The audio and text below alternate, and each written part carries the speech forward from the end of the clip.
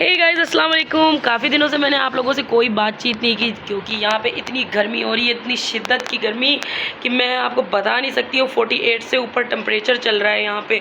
अल्लाह, ये यहाँ यूपी का जहाँ मैं रह रही हूँ वहाँ का टेम्परेचर है जो 48 से ऊपर चल रहा है। तो मतलब फीलिंग आ रही है 52 तक की आपको। इतनी तपिश है। अभी शाम के 5 या 6 बजने वाले, 6 बज गए, बिल्कुल 6 बज रहे घड़ी में, और इतनी लू चल रही है, इतनी गर्मी। हम लोग तैयार थे, अभी देखे तैयार होने के बाद मेकअप का क्या हाल है। वैसे तो मेकअप इतना कुछ किया नहीं है, लेकिन हल्का फुल्का जो कर लो ना वो ऑयल में भर जाता है, बिल्कुल ऑयली हो जाता है। तो अभी मैं लीली आपा के घर आई हुई थी, यहीं से हम लोग निकलेंगे। आज हम लोग, इनकी तरफ से हमें डिनर का मतलब इनविटेशन था, तो हम लोग जा रहे थे क्योंकि बस 2-3 दिन मेरा और है यहाँ हिंदुस्तान में। उसके बाद मैं निकलने वाली हूँ पाकिस्तान के लिए, दोबारा वापसी अपने घर। और लंबे टाइम से हमारी और आपकी बातचीत भी नहीं हुई। मैं व्लॉग पे आपसे बनी रही, व्लॉग भी मैं डेली अपडेट नहीं कर पाई क्योंकि यहाँ गवर्नमेंट ने ये किया हुआ था कि आप 12 से 3 के बीच में कहीं नहीं निकल सकते हैं, और 6 से 7 बजे के अंदर यहाँ शहर बंद हो जाते हैं। 8 बजे हद से हद सारी दुकानें, सब चीज़ें बंद, लॉक। तो निकलना नामुमकिन सा हो गया। मतलब ना एक कैद बन के मैं रह गई। दोपहर में निकलना उफल्ला, धागे में जैसे मोमो पिघल जाए वैसे इंसान पिघल जाए। तो अभी मैं फ़िलहाल आपा के घर पे बैठी हूँ। फिर जब हम लोग निकलते हैं, पारीना लोग भी हमारे साथ आई हुई हैं। सब मुझे रुखसती देने के लिए आए हुए थे, तो एक एक करके एक लोग जा रहे हैं क्योंकि गर्मी बहुत है शिद्दत की। सब अपने अपने टाइम के हिसाब से आ रहे हैं और निकल रहे हैं। तो अभी मैं पारीना लोगों के साथ यहाँ पे आई हुई हूँ। तो गाइस अभी हम लोग तैयार हैं और हम निकल रहे हैं यहाँ से के लिए। हेलो पारीना। तो ये मेरी बहुत अच्छी भतीजी, आप लोग पहले भी मिल चुके हैं इनसे। और ये है समीरा ने लगा लिया मास्क। समीरा बहुत गोरी है, बहुत ज़्यादा, इन्होंने मास्क लगा लिया है।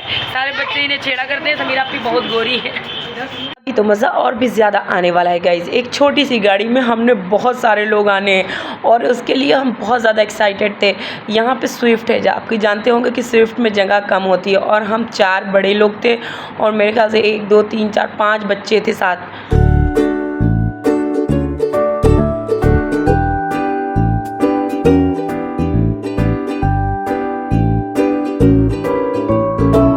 हम आ चुके हैं अल हिंद ढाबे पे। लास्ट डिनर मेरी बहन की तरफ से था और उसके बाद ये एक सरप्राइज़ डिनर बन चुका था क्योंकि मुझे उम्मीद थी कि अब कोई डिनर विनर पार्टी नहीं होनी है। लेकिन मैं अचानक अपनी बहन के घर गई, उन्होंने बोला कि आज हम लोग डिनर पे चलते हैं। ये इस ढाबे का खाना बड़ा मशहूर था। वैसे तो आप लोग जानते हैं कि मुझे इंडिया में नॉनवेज इतना पसंद नहीं आया, फिर भी मैंने यहाँ ट्राई करने के लिए बोला कि ओके चलते हैं। ये फ़्रॉक मैंने जो पहनी है, ये मैंने लखनऊ से चिकनकारी फ़्रॉक ली थी जो बहुत ज़्यादा फैली है मेरे ऊपर। मैं इतनी चौड़ी इसमें दिख रही हूँ बैक साइड से भी कि मैंने सोचा कि यार ये फिटिंग करवानी थी मैंने, फिर भी चलता है। हमने कहा गर्मी है और पहन ले, चलते हैं। इस टाइम कैमरा पारीना के हाथ में है। व्लॉगिंग के लिए एक बंदे का साथ में होना बहुत ज़रूरी होता है गाइज। अगर आप व्लॉग करने की शुरुआत करने वाले हैं तो अकेले व्लॉगिंग करना आप बिल्कुल भी समझ लें आपके लिए बहुत मुश्किल हो सकता है अगर आप हाउस वाइफ हैं। यहाँ पे मेरे जीजू बैठे हुए हैं सामने और मेरी बहन थी, और ये समीरा है। समीरा बार बार चेहरा अपना मोड़ लेती है क्योंकि उसे बहुत ज़्यादा शर्म आ रही थी। इसमें 2 चिकन हमारे पास आए थे। ये चिकन बुलेट है जो लेके आया था, तो मुझे नाम से ही थोड़ा अट्रैक्टिव लग रहा था चिकन बुलेट, और वाकई इसका टेस्ट भी बहुत ज़बरदस्त था। चिकन जैसी भी चिकन बुलेट, और एक और डिश आई थी, मेरे ख्याल से मैं उसका नाम भूल गई हूँ, लेकिन वो चिकन के साथ उसके अंडे भी रखे हुए थे मुर्गी के, और इसका धुआं इतना ज़्यादा हो रहा था कि रोज़ैन का पीछा नहीं छोड़ रहा था। फिर हमने रोज़ैन को बोला कि तुम सीट बदल दो क्योंकि धुआं उधर ही जा रहा है। चारों तरफ से फ़ैन चल रहे थे और इतना बड़ा कूलर लगा था कि खाना खाने से पहले हमें नींद आने लगी। गर्मी तो बहुत ज़्यादा है आप जानते हैं। दूसरा हमारे पास था चिकन की ग्रेवी जो अंडे के साथ थी, शायद इसे चिकन लपेटा बोलते हैं आई थिंक, लेकिन मुझे चिकन बुलेट बहुत ज़्यादा पसंद आया। टेस्टी, मज़ेदार, लजीज। बचपन की कुछ यादें हम लोग यहाँ पे करने जा रहे हैं पूरी। तो यहाँ पे मैं इस झूले पे बैठने जा रही हूँ।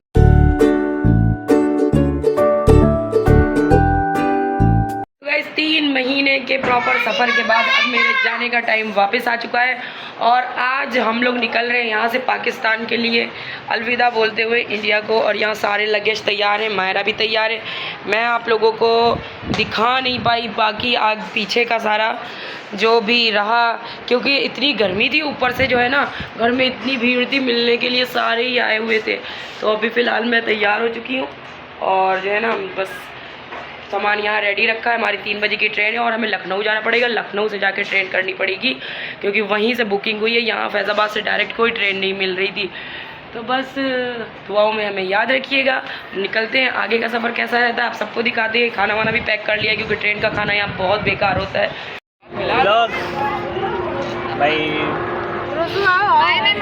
फोन करना अच्छा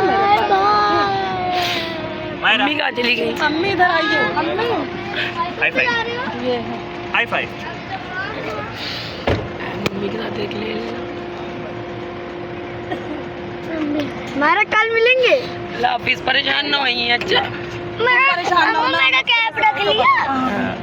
बहुत परेशान हो गया।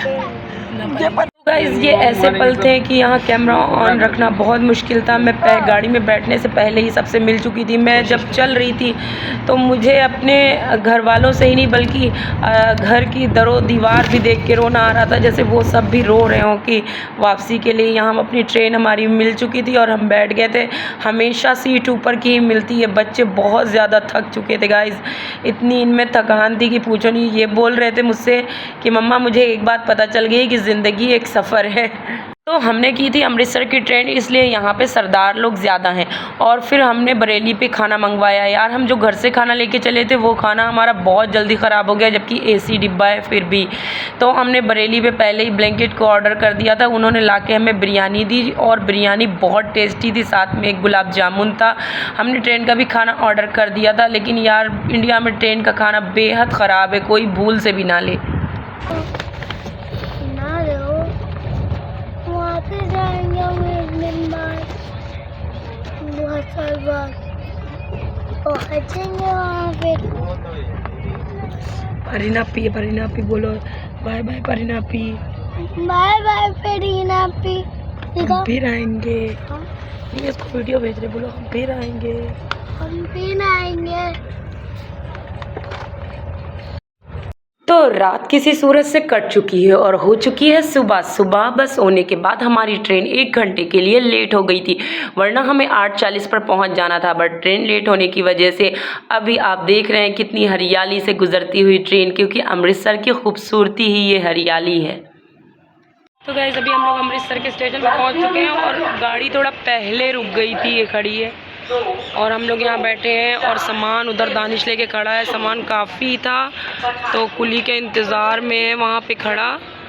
और अभी तक की ना कुली गया है गाड़ी लेने, गाड़ी लेके आए। तो बस हम लोग यहाँ से निकलते हैं। गर्मी धूप बहुत है, बहुत ज़्यादा। जैसे ही ट्रेन से बाहर निकले लग रहा है चींटियाँ काट रही हैं, बहुत परेशान। यही जाएगा शायद गाड़ी लेके, यानी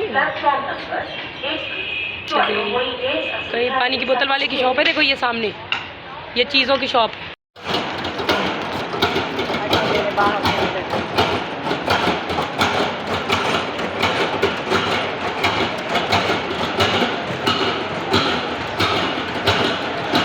तो गाइज़ मेरा मन बहुत उदास था, बहुत ज़्यादा ही। चेहरा आप देख रहे होंगे कि लग ही नहीं रहा है कि मेरा ही फेस है। और यहाँ हम स्टेशन से बाहर हो रहे हैं और जाते वक्त पे आते वक्त मैंने जिस अंकल के साथ हम यहाँ आए थे उसी अंकल को हमने यहाँ पे फिर बुलाया हुआ है, क्योंकि अमृतसर में हमारा कोई भी जानने वाला नहीं है। पर अंकल से हमारी बातचीत अच्छी हो गई थी, क्योंकि सफ़र पूरा 45 किलोमीटर का होता है। आप अमृतसर से बॉर्डर तक जाएंगे 45 किलोमीटर, आप लाहौर से बॉर्डर तक जाएंगे पाकिस्तान के 45 किलोमीटर। दोनों हदें बिल्कुल सेम नाप के दी गई हैं। तो उसके बाद हम लोग अंकल के पास आ चुके थे। अंकल काफ़ी सीधे हैं और ये पहले से यहाँ खड़े हुए थे। हमने अंकल से बोला कि अंकल हमें सबसे पहले कहीं लेके चले, किसी होटल पे या ढाबे पे, क्योंकि हमें बहुत तेज़ भूख लगी हुई थी। और ट्रेन का आपको पता है खाना, मैं बहुत बार आपको रिकमेंड कर चुकी हूँ कि पाकिस्तान का मुझे ट्रेन का खाना बहुत पसंद आया था जब मैं AC पॉलर ट्रेन पे गई थी ग्रीन लाइन पे, लेकिन मुझे इंडिया की ट्रेन का खाना बिल्कुल भी नहीं पसंद। और यहाँ अंकल हमें उसी होटल पर लेके आए थे जिस पे हम आते वक्त आए थे। मुझे लगता है अंकल का यहाँ कमिटमेंट है कि मैं पैसेंजर लेके आऊँगा और मेरे लिए थोड़ा बहुत पैसा मतलब कि जो देना होता है वो दीजिएगा। लेकिन यहाँ जब हम पहुँचे तो यहाँ अभी खाना बिल्कुल भी बन के तैयार तैयार नहीं था। हमने सोचा चलो यहाँ हम एक काम करते हैं कि फ़ेस वॉश कर लेते हैं, क्योंकि इनका जो वॉशिंग एरिया था, आपका जो वॉशरूम होता है वो ज़बरदस्त बना हुआ था। तो हमने यहाँ वॉशिंग एरिया में जाके ना अपने फ़ेस वॉश किए, हाथ वाथ धोए, क्योंकि हमें बस थोड़ी देर का ही टाइम था। 11 बज चुके थे, 12 बज चुके थे समझ लो, और दोपहर बहुत तेज़ थी। अभी यहाँ से बॉर्डर पूरा 40 किलोमीटर की दूरी पे है और बॉर्डर के लिए हमें निकलना था। 3 बजे के अंदर मुझे बॉर्डर क्रॉस करना था और इमिग्रेशन में कम से कम 1 से 2 घंटा लग जाता है। बच्चे डर के मारे यहाँ खड़े हुए थे क्योंकि कुत्ता बैठा हुआ था। फिर मैं खड़ी हुई, मैंने कहा चुप से आ जाओ किनारे से, तो मायरा चुपचाप आ गई। तो मैं दानिश को भी आज ही घर के लिए वापसी निकलना था। बस हम लोगों ने फटाफट सब फेस वॉश किए और यहाँ से निकल पड़े। अंकल से हमने बोला अंकल अब हमें किसी ढाबे पे ले चलें, क्योंकि यहाँ तो खाना तैयार नहीं है। अंकल ने बोला ठीक है। फिर से अंकल हमें एक थके हुए ढाबे पे लेकर जाने की तैयारी में है, क्योंकि अंकल का वहाँ भी कमिटमेंट होगा। फिलहाल हमें अब अपना पेट भरना था और हम यहाँ आ चुके हैं। यार ढाबा तो 2 कौड़ी का था, मैं आपको बताऊँ, आप शक्लन देखोगे तो बिल्कुल आने का दिल नहीं करेगा, लेकिन इनका खाना बहुत मज़े का था। तो बस हम लोग गाड़ी में बैठे और दोबारा सफ़र पर निकल चुके हैं और इमिग्रेशन रूम सामने बिल्कुल आपको दिखाई पड़ रहा है। मतलब कि हम भारत के इंडिया पाकिस्तान बॉर्डर में अटारी पे एंट्री ले चुके हैं। यहाँ पे गाड़ी बाहर ही रोक ली गई थी और अभी सामने आपको ये जो रूम दिख रहा है, बस यहाँ अंदर मैं वीडियो नहीं बना सकती। हाँ, इंडियन पासपोर्ट सामने खड़े हो।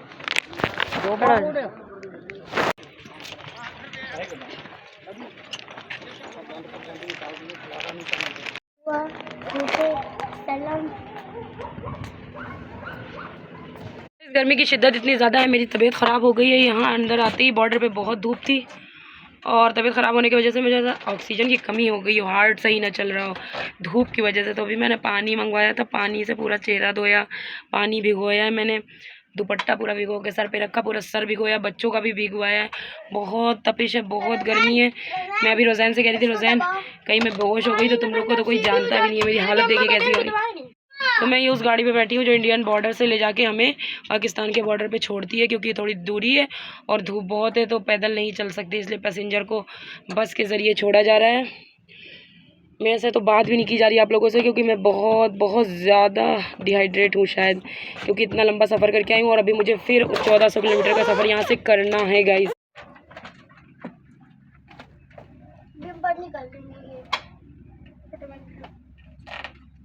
नीचे होगा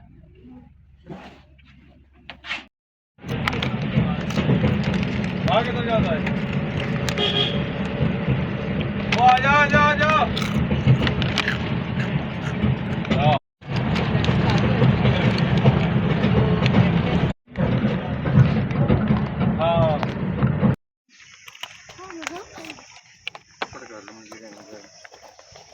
कहाँ जा रही हो? धूप है इतनी, कह रही हूँ बेहोशी आने लगी है, मैं करूँगी क्या फिर?